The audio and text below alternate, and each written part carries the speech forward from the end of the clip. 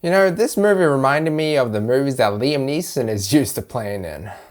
Now, I haven't watched many of Gerard Butler's movies. I'm not a huge fan, I guess, but I respect the guy. And when I first saw the trailer to this movie, I was like, you know what? This looks cool, and I think it might be worth the watch. It's basically a mystery thriller about a guy whose wife just suddenly disappears at a gas station, and during his desperate search for her, he does a lot of things he's not supposed to do, venturing down a pretty dark and violent path. This is a movie with hardly any marketing behind it. Now, well, normally for a movie that I review, I know like a few weeks to even a few months like beforehand if I'm going to watch that movie or not. For this one though, I only thought to watch it like not even a week before it released. I didn't even know it was going to come out until like a few days ago. And normally for movies like that, right, they generally aren't all that great, right?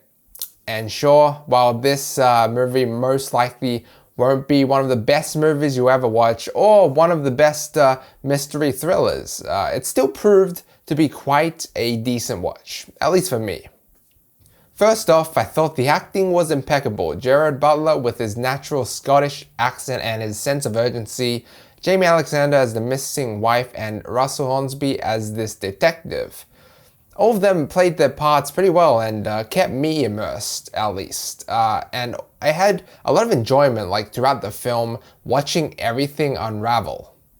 Because it is a mystery thriller, right? At first, it seems like a wild goose chase and you don't really know what to expect until close to the very end.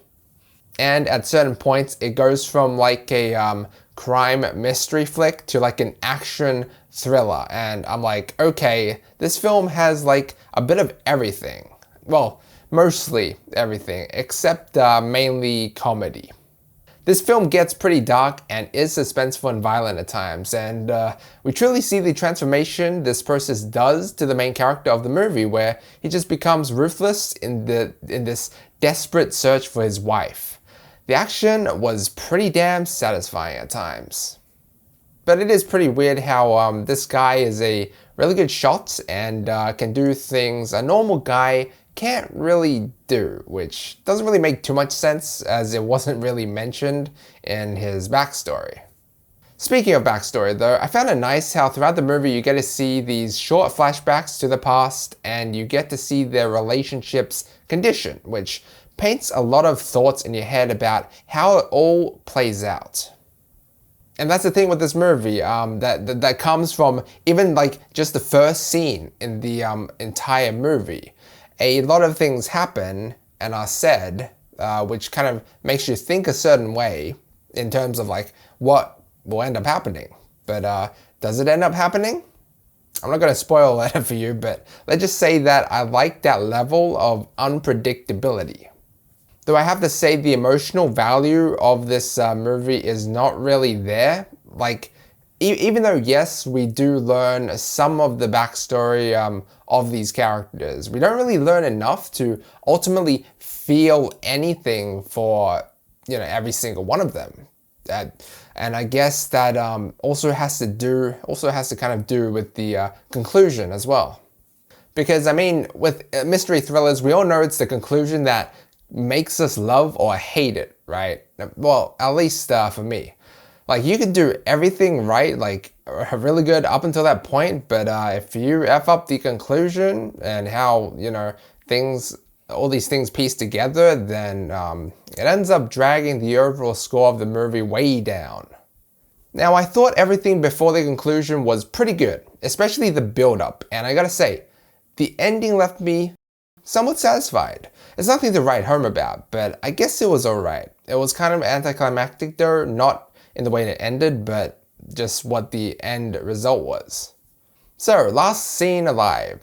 Look, I wasn't expecting too much of this movie coming into it, but it ended up surprising me by actually being a pretty decent watch, and it was kind of entertaining. The only thing that really let me down though was the emotional factor and a bit of the overall conclusion and the explanations. Kind of anticlimactic, like I said. That might be a deal breaker for some, but I'll still stick with what I thought initially after exiting the theaters and say that it's definitely still worth the watch. Probably won't be one of the best movies you'll see by a long shot, but if you're ever bored one night and want or need some Gerard Butler in your life, then it's there. I'm going to give Last Seen Alive a B-. You know what would be cool? To see like his perspective for like the first half of the movie, and then her perspective in the second half of the movie before the, the final conclusion. All in regards to time, because, well, this movie weirdly like puts timestamps at like certain parts of the movie, and I kept wondering why, and this idea suddenly popped in my head.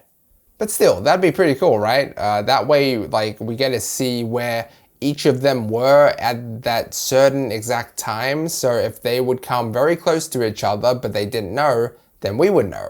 But this is not that type of movie, so whatever. But anyway, guys, thanks so much for watching. Let me know what you think down below. Like and sub if you enjoyed, and as always, feel free to check out any of my previous videos. Until next time.